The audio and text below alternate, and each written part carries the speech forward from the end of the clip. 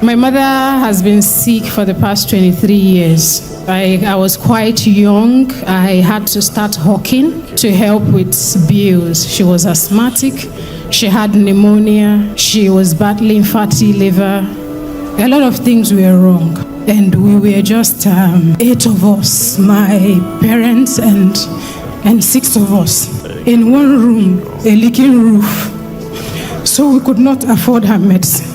So I started hawking so that I would be able to be buying her inhalers and other things.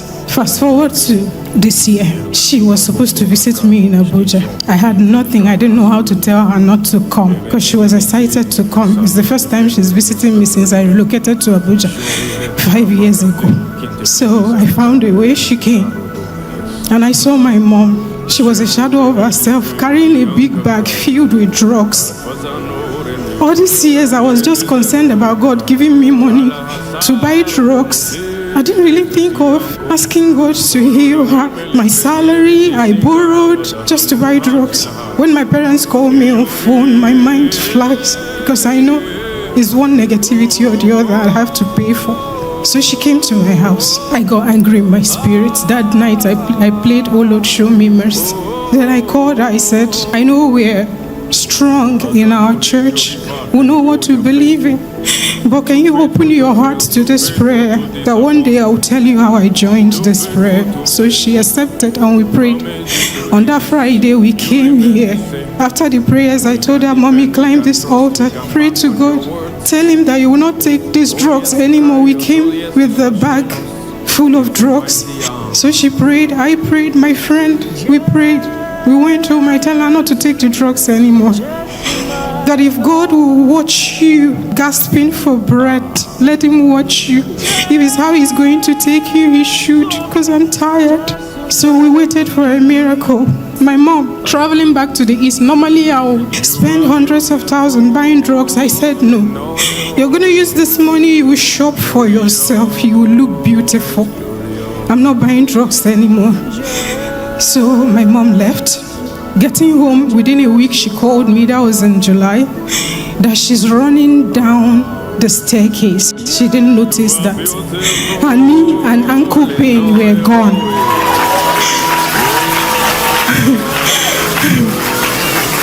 I was happy, but that wasn't the miracle I needed. So during the UK conference, I joined online. We were praying. When the woman with 2 clutch was testifying, I say, "God, please, I bring my mother to this altar in UK, perfect her healing." Then the lady on black dress that was mentioning sickness is reversed. I keyed in for my mom too. Then on Monday morning, my mom called, and the first thing she said was, "What God cannot do." I screamed, "Does not exist." I left my office, went to where I could shout. She said, "Mom, this is the gift I got for visiting your house in Abuja." She said, "I'm in the hospital now.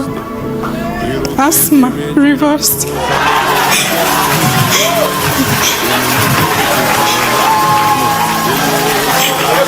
She said, "Pneumonia reversed.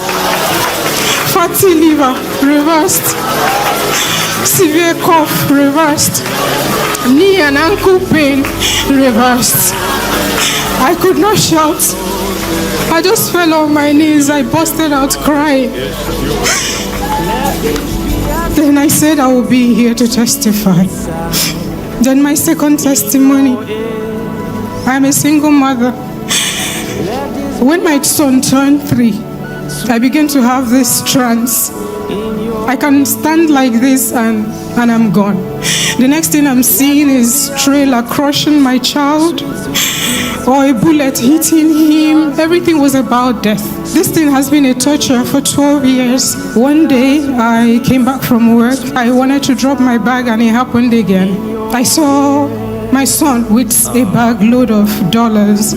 He said, "Mommy, take this, that this will be enough for you for the rest of your life, that you will not suffer again." And I was like, "Where did you get this bag of money? I cannot even carry what you're carrying." He said, "Mommy, take it." And the next thing I heard a knock on the door, I went and I saw them carrying my son's corpse, still in the trance. And I asked them, "What happened? Who is this?" They said, "It's your son." I said, "Never, it cannot be my son." Then I told them to get out. They were not listening. I became aggressive. I became violent. I said, "Take that corpse out of this place. He's not my son." So they left. I've lived in fear. For years, I don't let my son go out. I don't let him go to the field. He loves football too much. I don't let him go to play. I don't let him go to people's houses.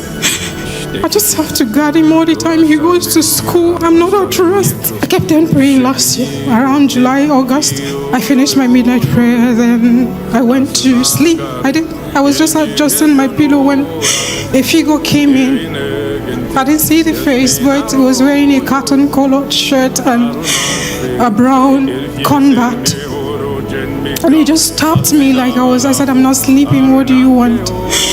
He said, "Join the fire altar in the morning." I didn't know what fire altar was. So in the morning, I just prayed. I said, "God, lead me to the fire altar. I'm tired. I'm exhausted. I've never lived like a young girl before. I've just been carrying burden all my life. I want to rest." So that this morning I went to YouTube. I didn't know what I want to do, and I stumbled on NSPPD. I followed that day. I kept on following until May 16th this year. That was on the 15th that I had my son giving me dollar issue. So in the morning of 16th, I was angry with God. So I looked at heaven. I said, "Any blessing you will give me in exchange of my son, hold it and leave my son for me. My son cannot die and I will have money and I will get rich. No. So if you know you're going to take him, keep whatever blessing you have for me." So I was praying, trying to pray. I couldn't concentrate, so I dropped the phone, but I didn't log out of NSPP, the link. So the next thing I heard was, "You are here. You've been having perpetual fear that your son would die. The Lord said I should tell you that nothing will happen to your son." Hear me, I don't know who you are. You have been having perpetual fear that your son will die. The devil is a liar. Hear me, your son will not die. I couldn't shout. I wept. I cried. Brethren, from that day till today, I've never been in that trance again. No fear anymore.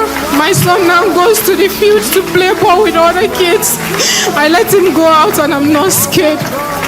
I've come to give all the glory to God. And my final testimony, I've been having financial miracles since I joined NSPP.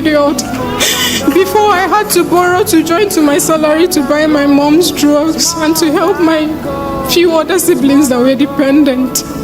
But since I joined the altar, it's been from one favor. Somebody can call you and say, "God asked me, I had a leading to do something for you," and they will send me money. And my business, my job, I was being highly favored. So I've come here to give all glory to God and to say, "Papa, thank you. You don't know what you took away from me. I could not fall in love. I could not marry anybody with the load I had. I just felt, who would you give this burden to?" So I stayed on my own, raising my only son. But today, you have made it that I'm not spending my salary on drugs anymore. Like I can actually have salary and do something meaningful with it. Thank you.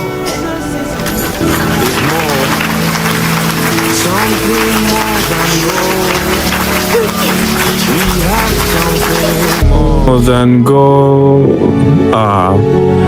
something more than gold.